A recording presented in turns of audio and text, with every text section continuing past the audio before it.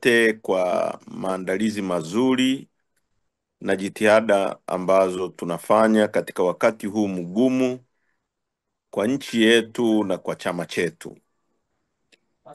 Leo ni miaka 24 tangu baba wa taifa Mwalimu Julius Kambarage Nyerere alipotutoka. Tunamuenzi na kumkumbuka nyakati zote kwa mambo mema aliyolitendea taifa letu, kwa jitihada zake za kuhakikisha kwamba tunakuwa huru, tunakuwa taifa huru, taifa la watu ambao wanajitambua na wana make progress ndani ya uhuru. Jambo kubwa na historia inatuonesha Mwalimu Nyerere aliamini sana katika uhuru wa watu. Watu wengi huwa wanasema kuhusu vitu. Vitu hivi hata wakoloni walifanya. Nilikuwa nasoma somewhere, hiyo barabara ya kutoka Dar es Salaam kwenda Dodoma, wakoloni kwenye mipango yao ilikuwa kwamba kufikia mwaka 75 hiyo barabara ingekuwa imeshajengwa leni 4 ipo sasa. Lakini watu hawakutaka kuwa chini ya wakoloni, kwa sababu wakoloni walikuwa na dharau utu wetu, ubinadamu wetu, wanaumiza watu wa Afrika na kuwafanya kama sio binadamu. Ndio maana wazee wetu wakiongozwa na Mwalimu Julius Kambarage Nyerere waliamua kupigania uhuru wa taifa letu. Sasa leo tunajadiliana karibia miaka 65 baada ya uhuru wa nchi yetu na miaka 26 baada ya kufariki baba wa taifa. Tunajitafakari ili tuangalie, je, tumepiga hatua kwa pale ambapo tulikuwa tunataka kwenda au tumerudi nyuma? Kwa maoni yangu mimi, ukiniuliza, tunarudi nyuma kwa kasi sana. Mwalimu Nyerere alisema ukaburu sio rangi. Kuna hata wazungu ambao walikuwa hawaungi mkono ubaguzi. Kwa kaburu ni mtu yoyote, hata kama ni mweusi, ambaye alikuwa anaunga mkono mambo ya kikaburu, ya kubagua watu, ya kuumiza watu. Na mimi nataka kusema wakoloni hawakuwa rangi, sio rangi ya mtu ilikuwa inamdefine mkoloni, bali ni matendo yake. Sasa leo tuko hapa kama chama tunajadili utu wetu, uhai na hatima yetu na uhuru wetu.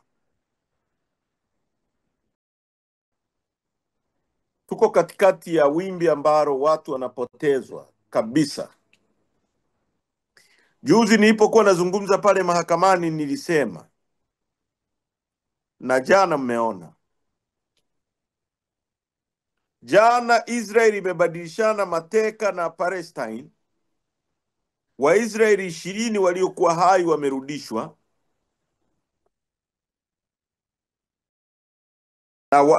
na Wapalestina 2000 kama exchange. Hiyo inakuonesha thamani ya mtu mmoja kwenye nchi nyingine ambazo zinathamini uhai wa binadamu. Israeli imepigana vita miaka 2 kurescue watu 20 walioko hai. Watu 20. Na nchi nzima ilikuwa pale kushangilia. Imekuwa broadcasted dunia nzima. Watu 20 peke yake kurudi. Binadamu mmoja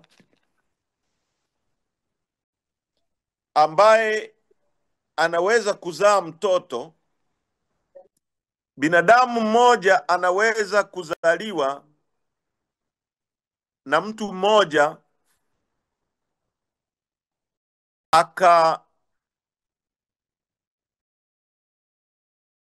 akaunda kitu ambacho kinakuja kuokoa dunia nzima hii tunayoishi. Sasa leo binadamu wanapotea kama kuku.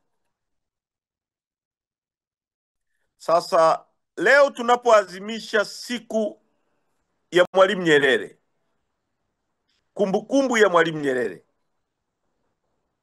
ambaye miaka 26 aliondoka duniani, kuna mambo mengi tunapaswa kuangalia. Mwalimu Nyerere aliyetujengea msingi wa nchi hii alituonya mambo mengi. Alituonya kuhusu kutawaliwa na madikteta. Mwalimu alisema katika moja ya hotuba zake, ukianza kunyamazia uovu tukawa waoga, tutatawaliwa na madikteta. Ni mojawapo ya hotuba ya muhimu sana ambayo Watanzania wanapaswa kujikumbusha. Tukiwa waoga, tukinyamazia uovu, kwa sababu leo watu wanaochukuliwa ni watu wanaosema kuhusu hatima ya nchi yetu, watu wanaohoji kuhusu matumizi ya rasilimali za nchi yetu, watu wanaohoji kuhusu mienendo ya viongozi wetu, watu wanaohoji kuhusu mwelekeo na hatima ya nchi yetu, ndio wanaotekwa. Leo tunapozungumza leo, mwenyekiti wetu wa taifa yuko ndani.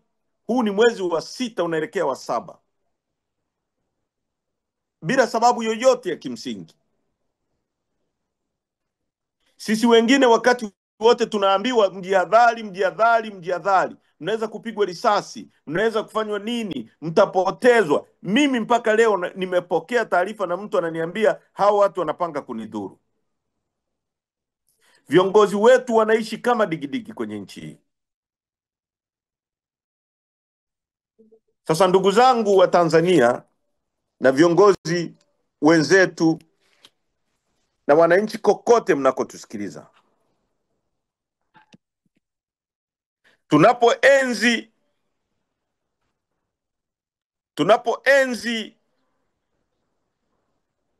tunapojinasibu kumwenzi Mwalimu Nyerere, lazima tuzungumze na tuyasimamie yale aliyoyasimamia. Tuhoji kuhusu mambo yanayohusu nchi yetu. Tuhoji kuhusu mwenendo wa viongozi wetu.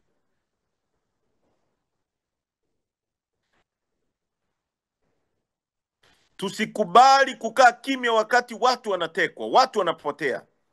Tusinyamazie uovu. Ndio maana Chadema tulikuja na no reforms, no election, kama namna ya wananchi kujipatia viongozi wanaotokana na kura zao.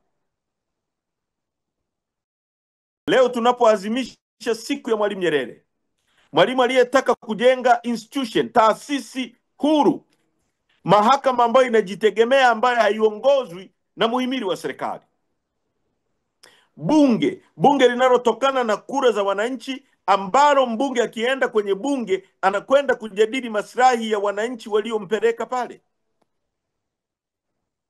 Ndio maana leo tunakuja hapa tunapoadhimisha siku ya Mwalimu Nyerere. Tunapaswa sisi wote kama Watanzania kuitumia siku hii kuunganisha nguvu zaidi kuelekea kubadilisha maslahi ya nchi hii na kuirudisha nchi mikononi mwetu. Sisi kama chama tunapitia matatizo makubwa sana. Kwa nini? Sio kwa sababu sisi ni watu wabaya. Ni kwa sababu sisi tumeamua kusimama na upande wa ukweli, upande unaotaka haki itendeke, upande unaotaka tume huru ya uchaguzi, upande unaotaka rasilimali za nchi yetu zisitumiwe katika mazingira ambayo hayaeleweki, zisitumike kama mali za mtu binafsi, upande unaopinga rushwa, upande unaotaka watu wote wapate maji, wapate barabara, wapate umeme vitu ambavyo ndivyo vilivyotusababisha Mwalimu akajenga taifa la aina hii, taifa la watu ambao wanasikilizana kwa lugha moja, wanaelewana, wanatokana na wananchi, watu ambao unapokuwa kiongozi uwe na miko.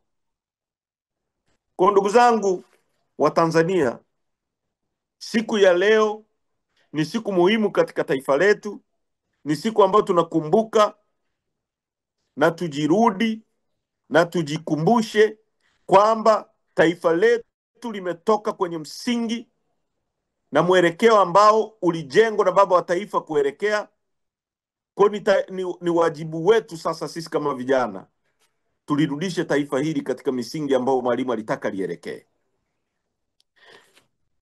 Leo tunakutana na vijana wengi wanazungumza kuhusu ukosefu wa ajira. Jibu rahisi tu, wanakuambia kwamba hata Marekani kuna shida ya ajira.